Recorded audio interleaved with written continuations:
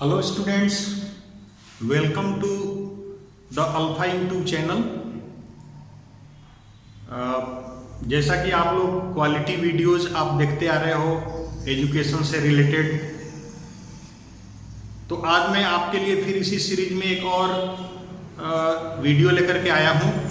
जैसा कि आप देख रहे हैं कि मैं अभी इलेक्ट्रिसिटी क्लास 10th क्लास का टॉपिक जो है वह आपको समझाने की कोशिश कर रहा हूं। तो उसी सीरीज से रिलेटेड ये हमारा जो टॉपिक है वो है parallel combination of resistors. Series combination of resistor हमने लास्ट क्लास में आपको बताया था। Parallel combination of resistors, parallel combination of resistors क्या होता है? तो इसमें आप देखेंगे, इसमें लिखा हुआ है कि व्हेन टू और more resistors are connected together between 2 points. जैसे फिगर में आप देखिए, ये फिगर है हमारा और ये रजिस्टर्स, ये रजिस्टर्स है। दूसरा रजिस्टर्स हमारा ये हो गया, थर्ड रजिस्टर्स हमारा ये हो गया। ये 3 रजिस्टर्स जो है वो कंबाइन किए गए हैं। यहां पर एमीटर लगा हुआ है, यहां पे एक वोल्ट मीटर लगा हुआ है और इसमें करंट पास हो रही है। यहां एक स्विच लगा हुआ है। तो आप इस फिगर में देख रहे हैं कि ये दोनों R1, R2 और R3, ये 3 रजिस्टर्स R1, R2 और R3 X और Y 2 टर्मिनल्स के बीच में ज्वाइन किए गए हैं। इसीलिए इनका जो पोटेंशियल डिफरेंस होगा वो सेम होगा। तो यहां पर आपने देख रहे हैं आप कि व्हेन 2 और मोर रजिस्टर्स आर कंबाइंड, 2 और more resistors are connected together between 2 points. ये 2 पॉइंट्स X एंड Y के बीच में अगर कनेक्ट हो तो ऐसे कॉम्बिनेशन को हम पैरेलल कॉम्बिनेशन बोलते हैं। अब इसके कुछ फीचर्स हैं स्टूडेंट। ये फीचर्स हैं कि same potential difference for all resistors. जैसे R1 और R2 और R3 का तीनों का पोटेंशियल डिफरेंस सेम होगा, क्योंकि दोनों सेम सेल के से जुड़े हुए हैं और दोनों इस सेम टर्मिनल्स के बीच में हैं, तीनों के तीनों। तीसरा, लेकिन इसके अंदर फीचर स्टूडेंट कि इनके अंदर जो करंट पास हो रही है वो सब डिफरेंट होगी।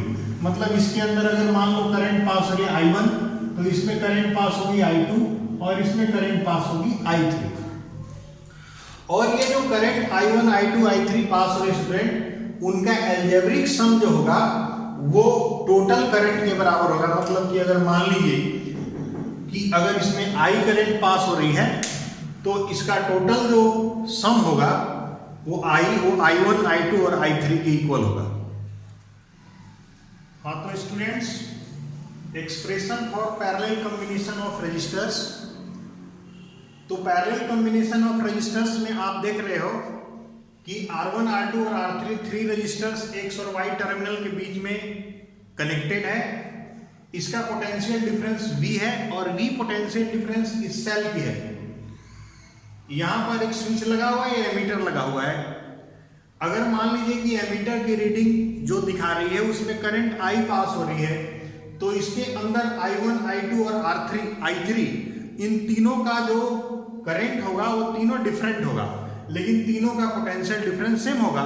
इसलिए अगर हम तीनों में ओम्स लॉ लगाएं, जैसे हमने इसमें बाई ओम्स लॉ लगाते हैं, यही भी लिखा है कि R1, R2, R3 with 3 registers are connected between the 2 terminals X and Y. V be the potential difference of the circuit and let I1, I2, I3 be the current passing through the resistors. Therefore, by Ohm's law,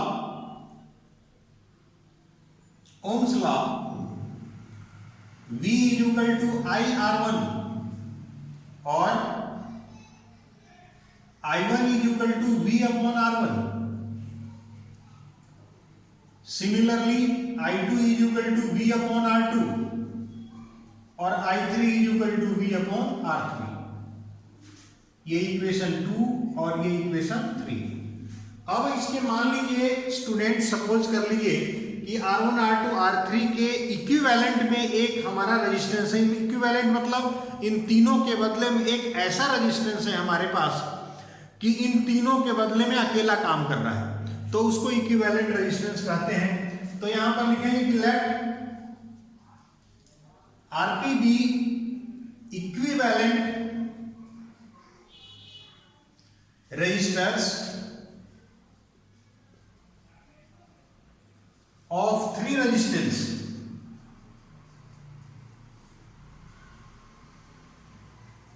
So by Ohm's law, ऐसा कि इसमें जो इनका इसके अंदर I current pass हो रही है, उस रेजिस्टेंस का पोटेंशियल डिफरेंस V होगा, इसलिए Ohm's law, by Ohm's law I is equal to V upon RP। अभी आपने फीचर्स में देखा था कि इसके I1 I2 I3 जो तीनों हैं वो I के इक्वल होंगे, इसीलिए हम लिखेंगे since I is equal to I1 plus I2 plus I3, therefore I की वैल्यू यहां पर पुट हो जाएगी V upon RP equal to V upon R1, V upon R2 और V अपॉन R3। V सब में से कॉमन आगे कट जाएगा स्टूडेंट, तो 1 upon RP equal to 1 upon R1 plus 1 upon R2 plus 1 upon R3। तो ये इक्विवेलेंट रेजिस्टेंस आ गया। आपने देखा कि ये सभी रेजिस्टेंस जो है रेसिप्रोकल होते हैं, तो इसमें जो एक्सप्रेशन मिला उसका जो फीचर्स होगा वो इस तरह से होगा कि जो इक्विवेलेंट रेजिस्टेंस है वो है reciprocal sum of reciprocal of individual resistance होता है। अगर इसी में मान लीजिए कि टू रेजिस्टेंस का हमें निकालना है तो हम इसको इस तरह से निकाल सकते हैं। टू रेजिस्टेंस के लिए ये हमारा टू रेजिस्टेंस है,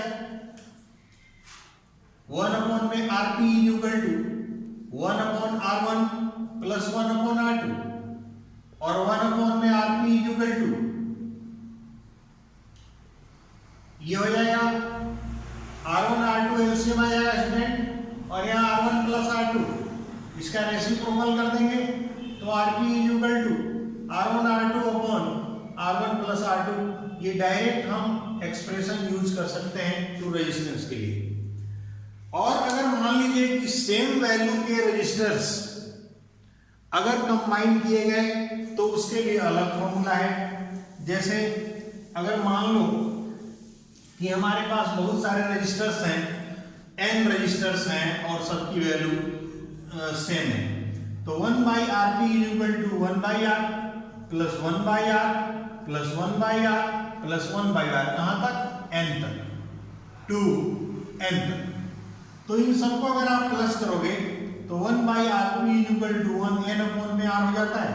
तो अगर इक्वल वैल्यू के अगर हमारे पास रेजिस्टेंस होंगे तो उसका इक्विवेलेंट रेजिस्टेंस निकाल सकते हैं हम इस तरह से, मतलब और इसके आगे हम लिख सकते हैं कि RP equal to R upon n। इस तरह से हम इक्विवेलेंट रेजिस्टेंस फाइंड कर सकते हैं एक बार में। जैसा इस पर मैं कुछ क्वेश्चन आपको बताऊंगा जिससे आपको क्लियर हो जाएगा कि किस तरह से अप्लाई करना है। तो अब हम कुछ क्वेश्चंस देखते हैं स्टूडेंट कि इससे रिलेटेड किस तरह के क्वेश्चन सॉल्व होंगे। हाँ तो स्टूडेंट्स देखिए, how can 3 resistors 2 ohm 3 ohm and 6 ohm are connected to give total resistance 4 ohm या 1 ohm। 2 केसेस हैं, तो इसमें आप देखिए कि 3 रजिस्टर्स आप कितने वेज से कंबाइन कर सकते हो। जैसे आप इनको ऐसे कंबाइन कर सकते हो, ये 2, ये 3 और ये 6। अगर आप इनको सीरीज में कंबाइन करोगे तो इनका जो रिजल्टेंट होगा वो इनके एल्जेब्रिक सम के इक्वल होता है। तो इसका एल्जेब्रिक सम 6 और 3 9 और 2 11 ओम हो जाएगा, जो हमारा रिजल्ट नहीं आ रहा है, इसलिए ऐसे कंबाइन नहीं हो सकता। अब हमारे पास सेकंड वे बच गया कि हमारे पास सेकंड वे कंबाइन करने के लिए रजिस्टर्स को, तो एक पैरेलल में हम कंबाइन कर सकते हैं रेजिस्टर्स को, ये 2 ओम, ये 3 ओम और ये 6 ओम। अगर इनको कंबाइन करते हैं तो इनका रेजिस्टेंस अगर हम निकालेंगे इक्विवेलेंट रेजिस्टेंस, तो 1/Rp equal to 1/R1 plus 1/R2 plus 1/R3, जो आपने अभी देखा था स्टूडेंट। तो इसमें 1/Rp equal to 1/2 plus 1/3 plus 1/6 और 1/Rp इक्वल टू इसका एलसीएम 6, 2 3 जा, 3 2 जा, 6 1 जा, और 1/Rp इक्वल टू 6/6 और 1/Rp इक्वल टू 1/1 और Rp इक्वल टू कितना आ गया 1 ओम, जो हमारा सेकेंड कंडीशन को सेटिस्फाई करता है। मतलब कि हम अगर किसी भी रजिस्टर्स को पैरेलल में इन तीनों को कंबाइन कर देते हैं तो उनका रिजल्टेंट रेजिस्टेंस इस तरह से आ जाता है। लेकिन अभी हमारा फर्स्ट जो है वो नहीं आया, तो फर्स्ट के लिए अब हम इस तरह से कॉम्बिनेशन बना सकते हैं। ये कॉम्बिनेशन इस तरह से हो सकता है, मतलब कि हम 2 रजिस्टर्स को पैरेलल में लें और थर्ड रजिस्टर्स को सीरीज में लें उसके। इसके 3 कंडीशन हो सकते हैं स्टूडेंट, इसके 3 कंडीशंस हो सकते हैं। जैसे एग्जांपल के लिए ये 2 ओम ले सकते हैं, ये 3 ओम ले सकते हैं और ये 6 ओम, या फिर ये ले सकते हैं आप 3, ये 2 और ये 6, या फिर या ले सकते हैं 6, ये 2 और ये 3। तो मैं इसको हिट एंड ट्रायल, मतलब कि पहले मैं इनको देखूंगा कि इन पैरेलल कॉम्बिनेशन का इक्विवेलेंट कितना है, और फिर इसके बाद इन दोनों को कंबाइन करूंगा तो हमारा टोटल रेजिस्टेंस निकल आएगा। तो स्टूडेंट आप देखिए, पहले मैं इन दोनों को कंबाइन कर रहा हूं। हमारा फर्स्ट केस हो चुका है, सेकंड केस, और फर्स्ट केस पर आता हूं कि इनका रिजल्टेंट कितना होगा 1/Rp equal to 1/3 plus 1/6, 1/Rp equal to LCM इसका 6 आ जाएगा, प्लस 3 इक्वल टू 3 अपॉन में 6 इक्वल टू 1/2, इसलिए Rp इक्वल टू हो जाएगा 2 ओम।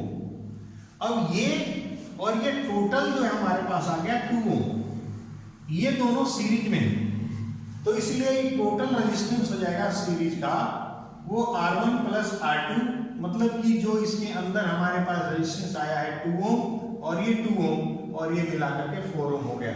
इस तरह से हम कंबाइंड रेजिस्टेंस निकाल लिए स्टूडेंट 4 ओम। तो इस तरह से हमारे पास अलग अलग कंडीशन बनती है। अगर मान लीजिए कि 3 रजिस्टर्स को हमें इस तरह से कंबाइन करना है कि टोटल रेजिस्टेंस तीनों से बड़ा आए, तो अल्टीमेटली उनको सीरीज में कनेक्ट किया जाएगा। अगर हमें इस तरह से रेजिस्टेंस को कनेक्ट करना है कि उसका इक्विवेलेंट रेजिस्टेंस इन तीनों से कम आए, तो हमें इन तीनों को पैरेलल में कनेक्ट करना पड़ेगा। और अगर इसके बीच का आता है तो फिर हमें इस तरह की कंडीशंस अप्लाई करना पड़ेगा स्टूडेंट्स, जिससे कि हम उसको एक्वायर कर सकें और उस कंडीशन को। इसके लिए अगर मान लीजिए हमारा ये नहीं आता अभी, तो फिर हम दूसरा ट्राई करते, 3 को यहाँ और 2 को यहाँ पे लिख करके, और फिर उसका हम कंबाइंड रेजिस्टेंस निकालते और इस तरह से हम अपने गोल को अचीव कर लेते। तो इस तरह से पैरेलल कॉम्बिनेशन ऑफ रजिस्टर्स, इसमें दोनों एप्लीकेशन कंबाइन हो गया, सीरीज कॉम्बिनेशन का भी और पैरेलल कॉम्बिनेशन का भी। अब मैं आपको एडवांटेजेस बताऊंगा कि पैरेलल कॉम्बिनेशन के एडवांटेजेस क्या है और कहां कहां use. Advantages of parallel combination of resistance, advantages of parallel combination of resistors. देखिए स्टूडेंट, पहला इसका एडवांटेज, फर्स्ट एडवांटेज है कि हाउस होल्ड वायरिंग में पैरेलल कॉम्बिनेशन यूज होता है। In household wiring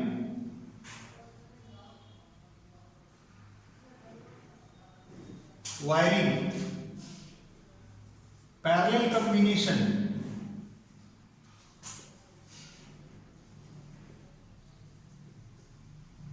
is used. इसके बाद दूसरा रीजन है कि डिफरेंट रेटिंग के पावर डिवाइसेस हम इसकी यूज कर सकते हैं। जैसे आपने देखा होगा स्टूडेंट कि हमारे घर में फ्रिज होता है, ट्यूबलाइट होती है, उसी में एयर कंडीशन होता है। तो इन सबके अंदर सेम सॉकेट के अंदर या same power board, same board में हम इसको नहीं लगा सकते सभी को। सबके लिए हमारे पास सेपरेट बोर्ड होता है, कोई पावर बोर्ड होता है, कोई लाइट के लिए बोर्ड होता है। तो इसलिए यहाँ पर डिफरेंट पावर रेटिंग के डिवाइसेस इसमें यूज किए जा सकते हैं। डिवाइसेज ऑफ या अप्लायंसेज आप लिख सकते हैं।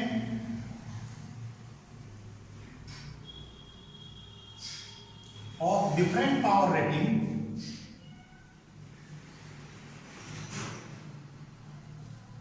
devices of different power rating are used in this combination.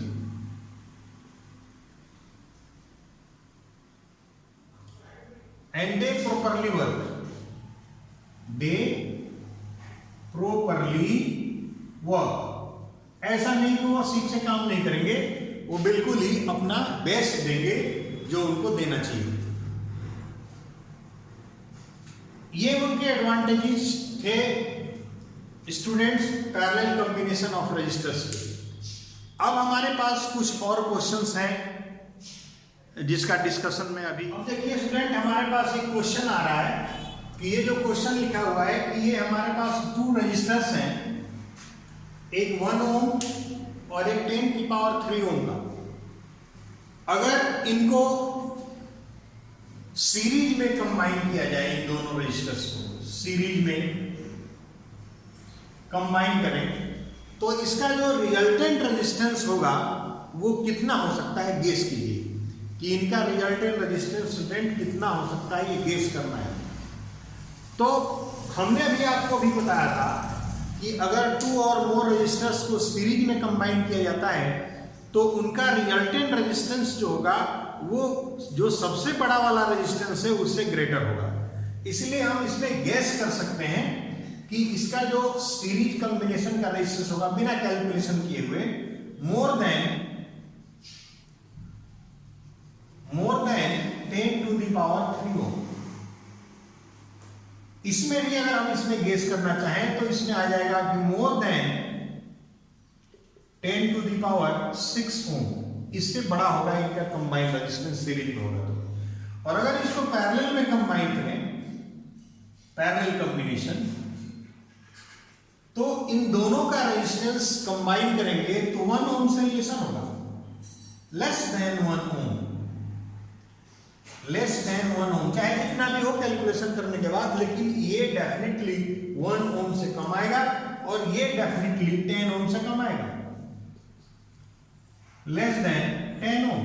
तो इस तरह से हम गेस कर सकते हैं प्रॉपर्टी के बेस पर कि ये हम पैरेलल में या सीरीज में कंबाइन करेंगे तो जो हमारा रेजिस्टेंस है वो कितना होना चाहिए, और इसके बेसिस पर हम गेस कर सकते हैं।